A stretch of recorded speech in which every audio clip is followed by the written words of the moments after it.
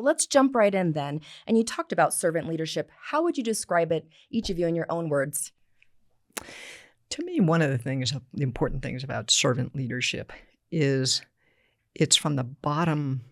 Is as a leader, your job is to enable the people who are doing the work.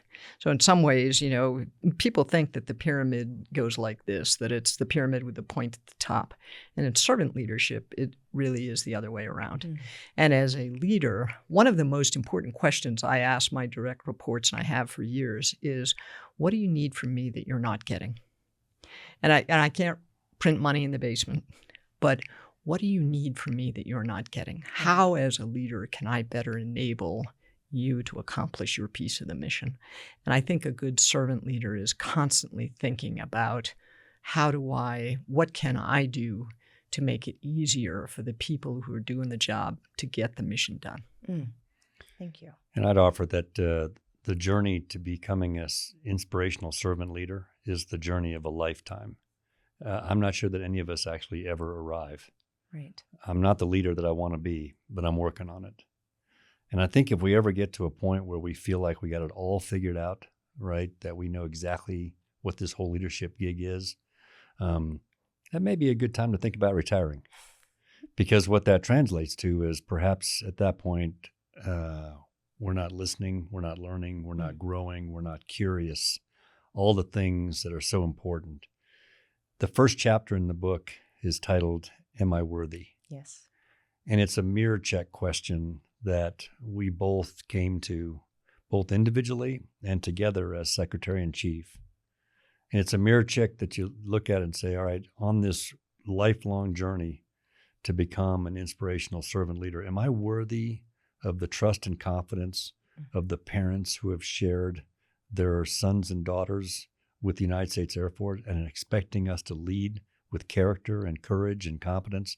Am I worthy of the gift that followers give to leaders? Right. Am I earning that gift and re-earning it every single day by how I act, how I treat others?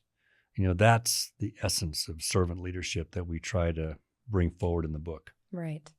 Can you recall when you first saw someone exhibiting servant leadership in your lives? Good question. It's a question of role models. Yes, ma'am. Major William S. Reeder was my first air officer commanding here. And while I think I can probably think of some leaders in my community, people who were school principals or those kind of things, I think Major Reeder terrified me because I didn't want to disappoint him. Mm.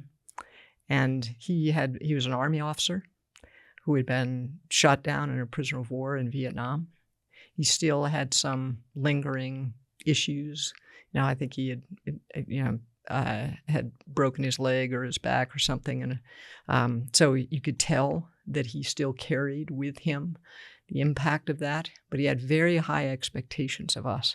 Right. And we didn't want to disappoint him. And I think he was a pretty good role model.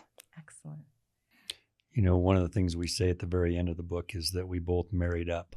Mm-hmm. All right. We both married incredible leaders, servant leaders in their own right. So in my case, I married my high school sweetheart.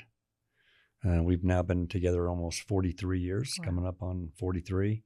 And when you talk about servant leadership, very often we don't give military spouses enough credit for the enormous courage that they have when they deal with the separations, the long hours, very often not talked about enough, the loneliness right. that comes with being married to someone who's in the military.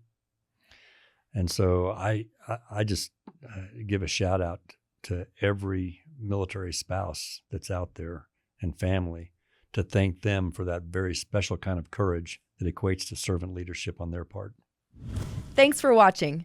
If you enjoyed this leadership lesson, watch the full episode by hitting the thumbnail here and subscribe now to get the latest episodes of Long Blue Leadership delivered directly to your YouTube feed or wherever you get your podcasts.